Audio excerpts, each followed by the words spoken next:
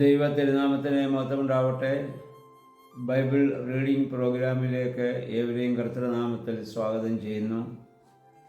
2 ദിനവൃത്താന്ത പുസ്തകം 7-ാം അധ്യായമാണ് നമ്മളിന്ന് വായിക്കുന്നത്.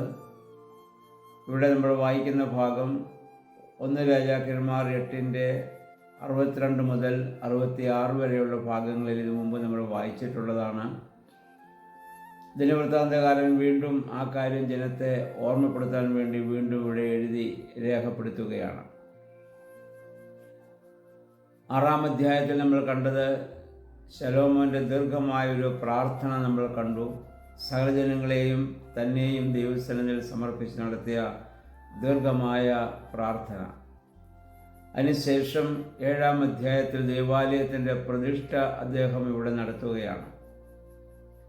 ശലോമോൻ്റെ ദീർഘമായ പ്രാർത്ഥന കഴിഞ്ഞപ്പോൾ സ്വർഗത്തിൽ നിന്ന് അഗ്നി ഇറങ്ങി ദഹനബലിയെ ദഹിപ്പിച്ചതായി നമ്മൾ വായിക്കുന്നു.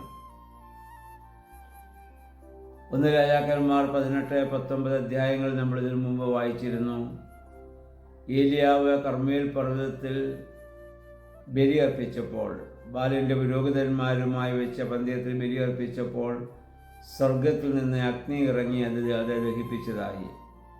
അഗ്നി എന്നുള്ളത് ദൈവത്തിൻ്റെ ദിവ്യമായ സാമീപ്യത്തെയാണ് സൂചിപ്പിക്കുക. നമുക്കറിയാം, നേരത്തെ നമ്മൾ ചിന്തിച്ചതാണ്, പുതിയ നിയമത്തിൽ പരിശുദ്ധാത്മാവിൻ്റെ പ്രതീകമാണ് അഗ്നി. സ്ത്രീഹന്മാരുടെ മേൽ അഗ്നിനാവായി പരിശുദ്ധാത്മാവ് ഇറങ്ങി ആവശ്യിച്ച കാര്യവും അപ്പോസ്തലപ്രവൃത്തികൾ 2-ാം അധ്യായത്തിൽ നമ്മൾ നേരത്തെ വായിച്ചിട്ടുള്ളതാണല്ലോ. അപ്പോൾ ശലോമോൻ്റെ ആ പ്രാർത്ഥന കഴിഞ്ഞപ്പോൾ ആ ദഹനബലി അഗ്നി ഇറങ്ങി ഇവിടെ ദഹിപ്പിക്കുകയാണ്. ഇതിൽ വായിക്കുന്നു, കർത്താവിൻ്റെ മഹത്വം ദേവാലയത്തിൽ അങ്ങ് നിറഞ്ഞു. അതുകൊണ്ട് പുരോഹിതന്മാർക്ക് പോലും ദേവാലയത്തിൽ പ്രവേശിക്കാൻ സാധിച്ചില്ല. കർത്താവിൻ്റെ മഹത്വം ഇത് നിറയുമ്പോൾ അവിടെ മേഘം വരുമെന്ന് ഇതിനു മുമ്പ് നമ്മൾ കണ്ടു. മേഘം വന്നു കഴിഞ്ഞാൽ പിന്നെ ആർക്കും ഒന്നും കാണത്തില്ലല്ലോ. അത്രമാത്രം ഈ ദേവാലയത്തെ മേഘം കൊണ്ടുവന്ന് മൂടി ദൈവത്തിൻ്റെ ദിവ്യമായ സാമീപ്യം അവിടെ നിറഞ്ഞുവെന്നാണ്. ഇന്നത്തെ ഇസ്രായേൽ ജനം സാഷ്ടാംഗ പ്രണാമം അവിടെ നടത്തുന്നു. ശലോമോനും ജനങ്ങളും കൂടി അവിടെ യാഗാദി കർമ്മങ്ങൾ അർപ്പിച്ച് ബലിയർപ്പിച്ച് ദേവാലയത്തിൻ്റെ പ്രതിഷ്ഠ അവിടെ നടത്തുകയാണ്. പിന്നെ നമ്മൾ വായിക്കുന്നു, പുരോഹിതന്മാർ നിന്നതിന് അഭിമുഖമായി ലേവ്യർ സംഗീതോപകരണങ്ങളുമായി നിന്നു. ദാവീദ് ഉണ്ടാക്കിയതായ ആ സംഗീതോപകരണങ്ങളുമായി നിന്ന് ദൈവത്തെ അവർ പാടി മഹത്വപ്പെടുത്തുകയാണ്. പാടി മഹത്വപ്പെടുത്തിയപ്പോൾ ദാവീദ് പറഞ്ഞതുപോലെ അവർ പറഞ്ഞു, കർത്താവിൻ്റെ കൃപ ശാശ്വതമാണെന്ന് പാടി സ്തുതിച്ചു. അപ്പോൾ പുരോഹിതന്മാർ കാഹളമൂതി.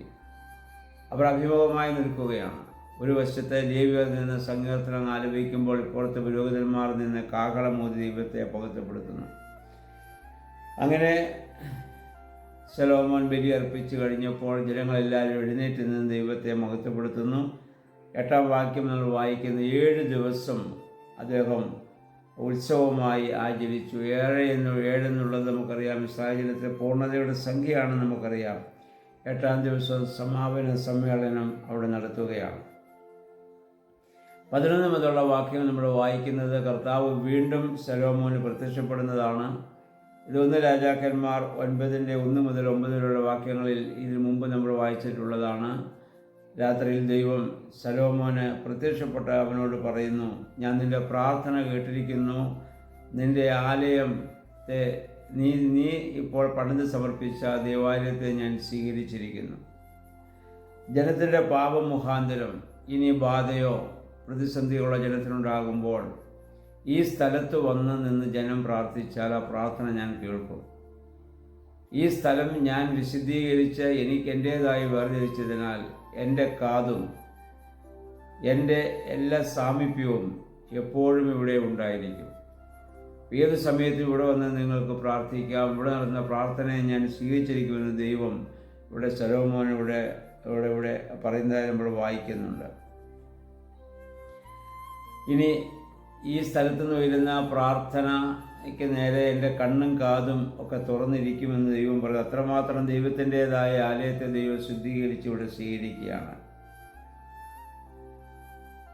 പ്രിയമുള്ളവരെ, നമ്മൾ കഴിഞ്ഞ ദിവസം ചിന്തിച്ചതുപോലെ പുതിയ നിയമത്തിൽ ഈ ദേവാലയം നമ്മൾ തന്നെയാണെന്ന് നമുക്കറിയാം. നമ്മളെ തന്നെ നമ്മൾ വിശുദ്ധീകരിച്ച് ദൈവത്തിന് സമർപ്പിക്കുമെങ്കിൽ നമ്മുടെ പ്രാർത്ഥനയ്ക്ക് നേരെ ദൈവം കണ്ണും കാതും അടയ്ക്കുകയില്ല.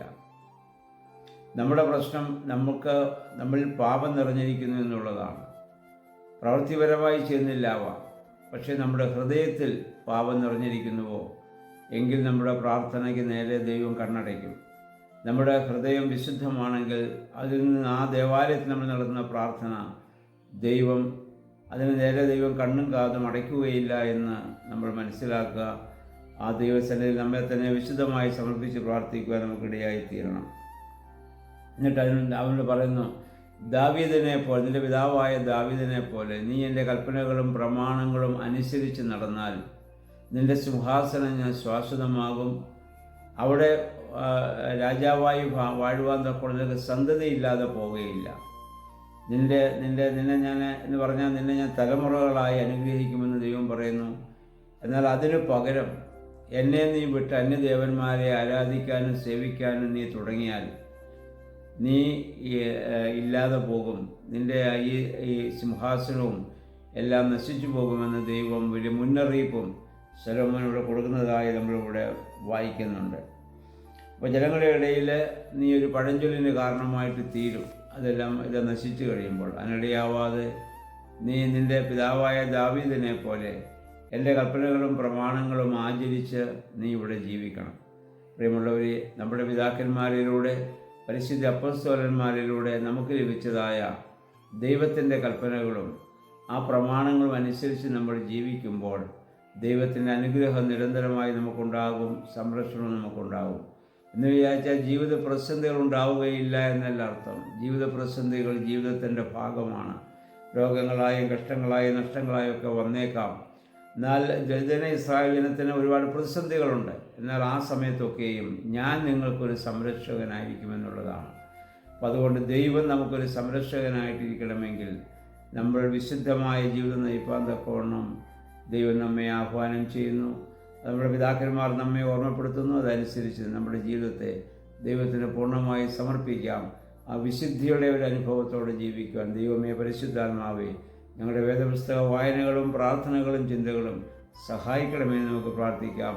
സർവശക്തനായ ദൈവം അതിൽ നമ്മളെ എല്ലാവരെയും അനുഗ്രഹിക്കുമാറാകട്ടെ.